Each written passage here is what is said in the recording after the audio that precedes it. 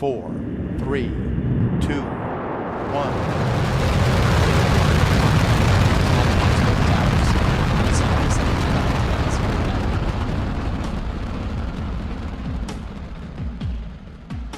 The sounding density over the tropics will be about 10 times higher. So we actually expect there to be a huge improvement in hurricane prediction, both the track prediction, where it goes, and the intensity of the storm.